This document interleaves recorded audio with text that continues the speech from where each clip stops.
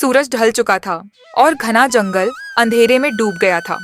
पेड़ की शाखाओं पर हल्की सरसराहट थी, लेकिन जानवरों की आवाजें कहीं गुम हो चुकी थीं। ऐसा लग रहा था मानो पूरे जंगल में कोई बड़ा खतरा मंडरा रहा हो।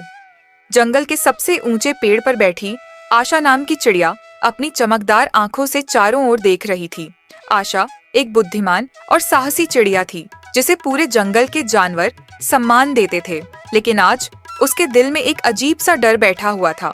ये सन्नाटा, ये हवा में कुछ तो अजीब है। लगता है जैसे कोई अनहोनी होने वाली है। वह अपने घोंसले से नीचे उड़कर आई और पास के मैदान में जा पहुंची, जहां हर रोज जानवर खेला करते थे, लेकिन आज वहां कोई नहीं था। उसी समय आशा के दोस्त रोहन चूहा ने दौड़ते हुए आकर कहा, आशा, मुझे कुछ बहुत अजीब लग रहा है। छोटे छोटे जानवर गायब हो रहे हैं। गायब हो रहे हैं? तुमने उन्हें कहीं जाते हुए देखा? नहीं, बस वे अचानक ही लापता हो गए। कल रात मेरा भाई भी नहीं लौटा। मैं बहुत चिंतित हूँ। आशा ने गहरी सांस ली। यह पहली बार नहीं था कि जंगल में जानवर गायब हो रहे थे। कुछ दिनों से यह सिलसिला चल रहा था और कोई नहीं जानता था कि उनके साथ क्या हुआ। हमें इस रहस्य को सुलझाना होगा रोहन। लेकिन हम कैसे? हर कोई कहता है कि यह सब उस गुफा की वजह से हो रहा है। आशा का दिल तेजी से धड़कने लगा। वह गुफा जंगल के सबसे गहरे हिस्से में थी। वहां जाने की हिम्मत किसी में नहीं थी। कहा जाता था कि जो भी उस गुफा में गया वह कभी लौटकर नहीं आया। अगर ये सच है तो हमें गुफा तक जाना होगा। हमें पता लगाना होगा कि वहाँ क्या है। तुम्हें यकीन है वह गुफा बहुत खतरनाक है? अगर हम सच नहीं जानेंगे तो यह डर कभी खत्म नहीं होगा, और अगर हम अब भी नहीं गए तो शायद और भी जानवर लापता हो जाएंगे। रोहन कुछ पल के लिए चुप रहा, फिर उसने सहमति में सिर हिलाया। ठीक है, लेकिन हम अकेले नहीं जाएंगे। हमें वीर उल्लू से बात करनी चाहिए। सही कहा। वीर दादा जंगल के सबसे बुद्धिमान प्राणी हैं। वह हमें रास्ता दिखा सकते हैं। आशा और रोहन ने उड़ान भरी और वीर उल्लू के पुराने बरगद के पेड़ की ओर बढ़े। बरगद का पेड़ ऊंचा और घना था। उसकी शाखाओं के बीच वीर उल्लू अपनी आंखें बंद किए ध्यानमग्न बैठा था। जब आशा और रोहन वहां पहुंचे तो वीर ने धीरे से अपनी आंखें खोलीं। आशा, रोहन, मुझे पता था कि तुम आओगे। आपको कैसे पता? यह जंगल अब पहले जैसा नहीं रहा। मुझे सपने में संकेत मिले हैं कि अंधेरा हम पर छा रहा है और यह सब उस गुफा से जुड़ा हुआ है। लेकिन वह गुफा इतनी खतरनाक क्यों है? वहां जाने वाला कोई क्यों नहीं लौटता? वीर ने गहरी सांस ली और कहा, उस गुफा के भीतर एक पुरानी शक्ति कैद है। वह शक्ति भूखी है और अपने भीतर आने वाले प्राणियों को निगल जाती है। लेकिन क्या वीर दादा? उस गुफा में एक प्राचीन द्वार है जिसे खोलने के लिए एक चाबी की जरूरत होती है। अगर वह चाबी तुम्हारे पास है तो तुम गुफा के रहस्य को उजागर कर सकते हो। आशा और रोहन एक दूसरे को देखने लगे। लेकिन वह चाबी हमें कहाँ मिलेगी? वीर ने पेड़ के तने की ओर इशारा किया। यह रही। यह चाबी कई सालों से यहाँ छिपी हुई थी। तुम्हारे आने का इंतजार कर रही थी। आशा ने चाबी को देखा। यह एक चमकदार सुनहरी चाबी थी जिस पर अजीब से प्रतीक अंकित थे। हम इसे लेकर गुफा में जाएंगे। ध्यान रखना आशा, ये चाबी तुम्हें केवल रास्ता दिखाएगी, लेकिन गुफा के अंदर तुम्हें अपनी बुद्धि और साहस का इस्तेमाल करना होगा। हर कदम पर तुम्हारी परीक्षा होगी। हम तैयार हैं। वीर ने सिर हिलाया और कहा, जाओ लेकिन सावधान रहना। आशा और रोहन ने गुफा की ओर उड़ान भरी। रास्ता लंबा और डरावना था। जैसे जैसे वे गुफा के करीब पहुंचे, हवा भारी होती गई। आशा, मुझे अच्छा नहीं लग रहा। ये जगह बहुत अजीब है। मैं भी महसूस कर रही हूँ, लेकिन हमें डरना नहीं चाहिए। हम एक टीम है और हम इस रहस्य को सुलझाएंगे। आखिरकार वे गुफा के मुहाने पर पहुंचे। गुफा अंधेरी और ठंडी थी। अंदर से हल्की सी गूंज सुनाई दे रही थी, मानो कोई वहां फुसफुसा रहा हो। क्या तुमने भी वो आवाज सुनी? हाँ, लेकिन हमें आगे बढ़ना होगा। दोनों ने गहरी सांस ली और गुफा के अंदर कदम रखा। गुफा में कदम रखते ही आशा और रोहन को ऐसा महसूस हुआ जैसे वे किसी दूसरी दुनिया में आ गए हों। चारों ओर घुप अंधेरा था, लेकिन दीवारों से हल्की हल्की नीली रोशनी छनकर आ रही थी। गुफा के अंदर ठंडक थी और हर कदम पर एक गूंजने वाली आवाज सुनाई दे रही थी। आशा, मुझे यह जगह बिल्कुल भी ठीक नहीं लग रही। क्या हमें लौट जाना चाहिए? नहीं रोहन, हमें आगे बढ़ना होगा। हम यहाँ तक आ चुके हैं। आरव को बचाना जरूरी है। अगर हम डर गए तो वो भी हमारी तरह कभी बाहर नहीं आ पाएगा। गुफा के भीतर चलते चलते उन्होंने एक बड़े कक्ष में प्रवेश किया। कक्ष के बीचों बीच एक विशाल पत्थर की मूर्ति खड़ी थी, एक ऐसी मूर्ति जिसकी आंखें उन्हें घूर रही थीं।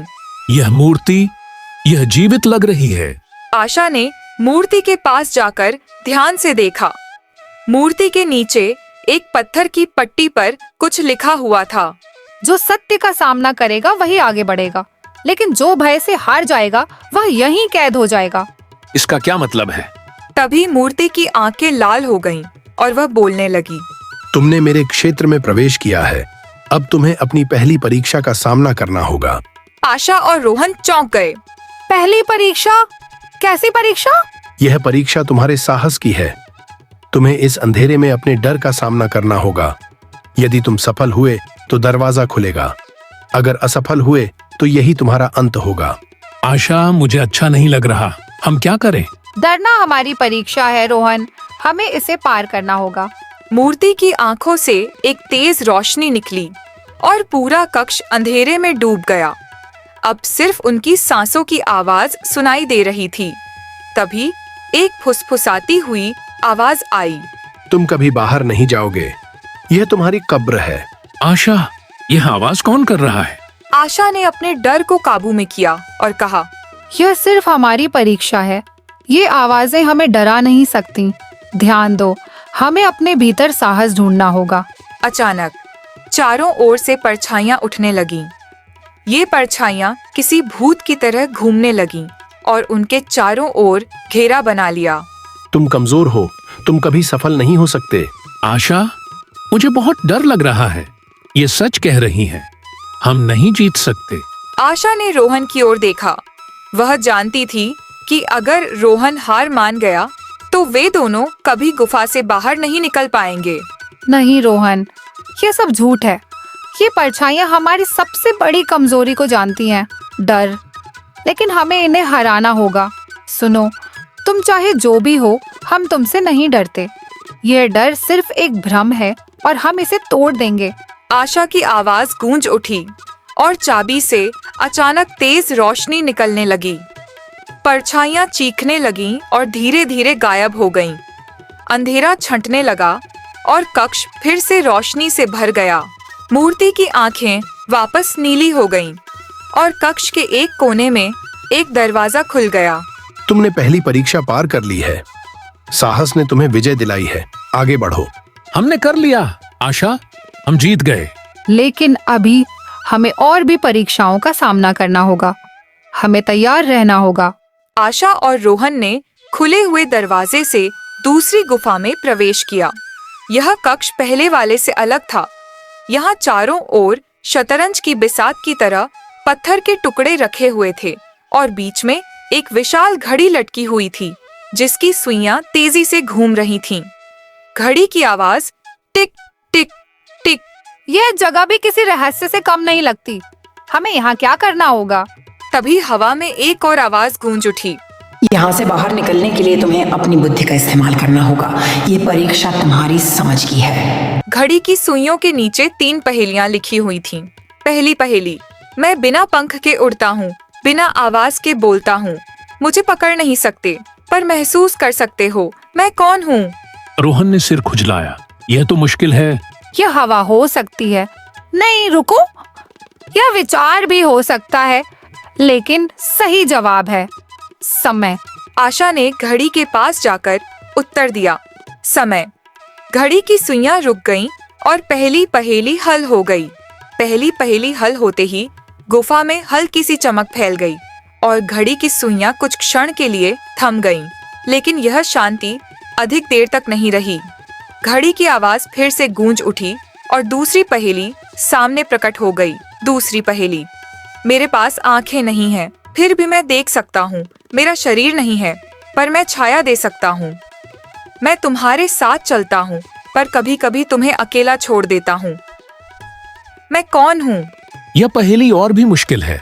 ये कोई जीव नहीं है, ये कुछ ऐसा है जो हमारे साथ चलता है, लेकिन चलता है और छोड़ भी देता है।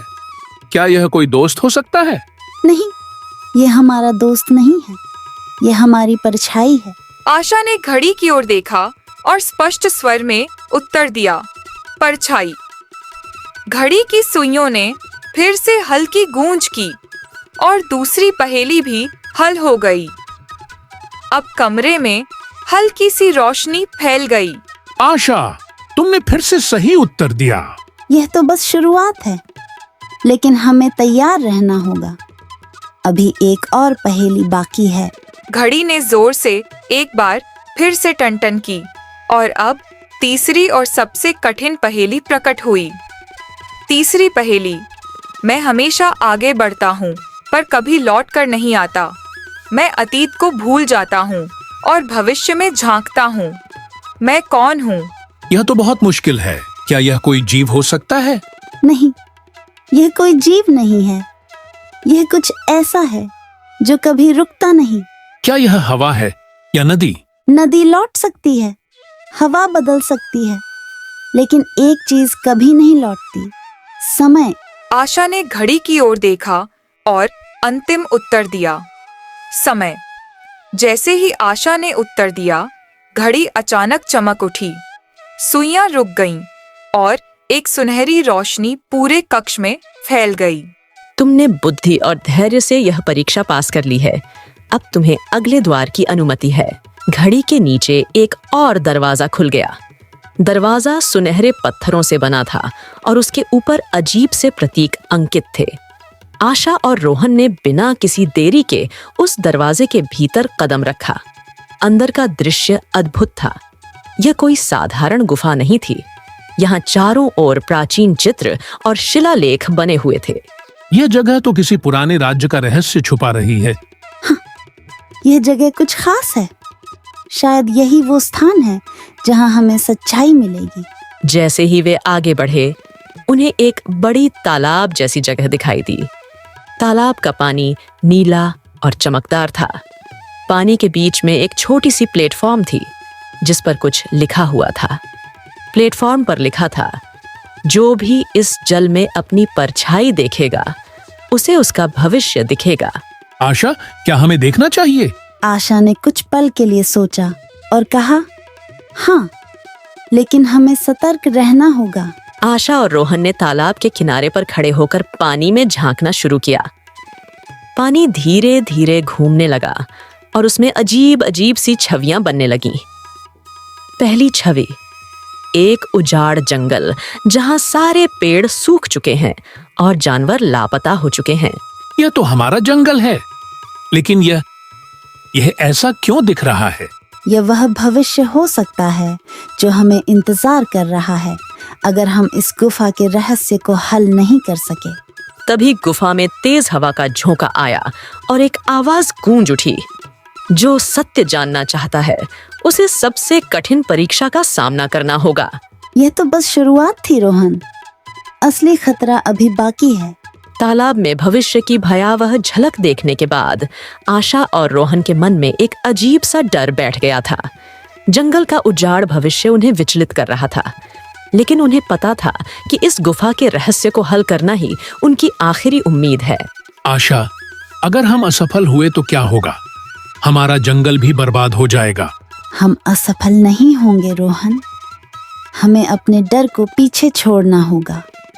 हमारी बुद्धि और साहस ही हमें इस संकट से बाहर निकालेंगे। तालाब के दूसरी ओर एक और दरवाजा धीरे धीरे प्रकट हो गया। दरवाजे पर एक नया प्रतीक बना हुआ था, एक ताज और तलवार का प्रतीक। यह ताज और तलवार का क्या मतलब हो सकता है? यह शक्ति और बुद्धि का प्रतीक हो सकता है। शायद अगली चुनौती हमारे धैर्य और साहस की सबसे कठिन परीक्षा होगी। दोनों ने दरवाजे की ओर कदम बढ़ाए और उसे खोला। अंदर का दृश्य पूरी तरह बदल चुका था। दरवाजे के पीछे एक विशाल कक्ष था जिसकी छत बहुत ऊंची थी। कक्ष के केंद्र में एक विशाल शतरंज की बिसात बिछी हुई थी, लेकिन यह साधारण शतरंज नहीं थी। यहाँ हर मोहरा असली था। प्यादे, घोड़े, हाथी सब जीवित लग रहे थे।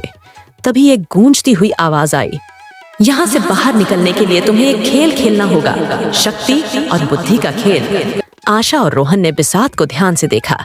हर मोहरा अपने स्थान पर खड़ा था, लेकिन सामने एक विशाल मूर्ति थी, एक ताज पहने राजा की मूर्ति। तुम्हारा लक्ष्य है इस राजा को पराजित करना, लेकिन ध्यान रखना, यह खेल सिर्फ बुद्धि से नहीं जीता जाएगा। इसमें साहस और बल दोनों की आवश्यकता होगी। आशा, यह तो बहुत खतरनाक लग रहा है। ये मोहरे अगर जीवित हैं तो हमें नुकसान भी पहुंचा सकते हैं। लेकिन हमें डरना नहीं चाहिए। हमें इस खेल को समझदारी और धैर्य से खेलना होगा। आशा ने खेल में पहला कदम उठाने का फैसला किया। उसने चाबी को बिसात के पास रखा और प्यादे को आगे बढ़ाया। तभी सामने के मोहरे भी हिलने लगे। एक विशाल घोड़ा आगे बढ़ा और अपनी जगह पर जम गया। यह घोड़ा तो हमें रोकने के लिए आया है। हाँ, लेकिन हमें रास्ता खोजना होगा। याद रखो, हर चाल का उत्तर होता है। आशा ने धीरे धीरे अपने मोहरे आगे बढ़ाने शुरू किए। वह हर चाल को बहुत सोच समझ कर चल रही थी, लेकिन तभी एक हाथी ने तेजी से उनकी ओर बढ़ना शुरू कर दिया। तुम्हें इस खेल से बाहर फेंक दिया जाएगा। आशा, यह हमें कुचल देगा। आशा ने तेजी से अपने मोहरे को पीछे खींचा और चाबी से एक दीवार खड़ी कर दी। यह चाबी सिर्फ दरवाजे खोलने के लिए नहीं है, यह हमारी रक्षा भी कर सकती है। दीवार खड़ी होते ही हाथी वहीं रुक गया। अब कक्ष में केवल राजा का मोहरा बचा था। राजा की मूर्ति धीरे धीरे अपनी जगह से हिली और अपनी तलवार निकाल ली। तुमने मेरी सेना को हरा दिया, लेकिन मुझे हराना आसान नहीं होगा। अंतिम चाल का समय आ गया है।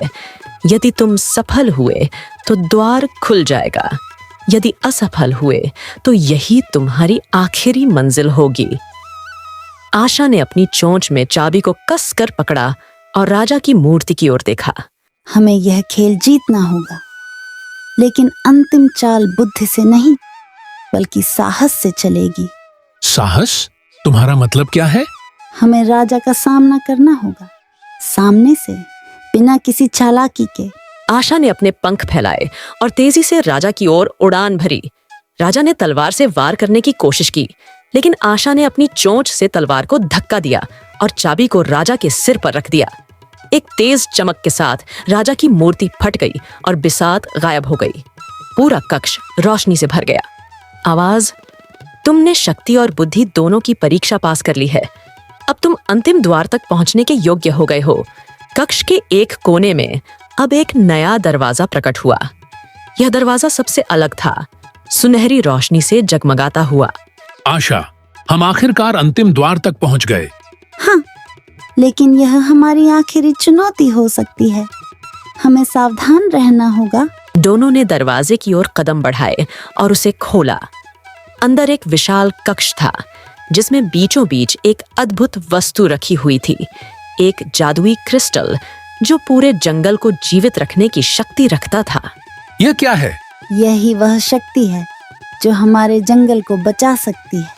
लेकिन तभी कक्ष में एक अंधेरी छाया प्रकट हुई।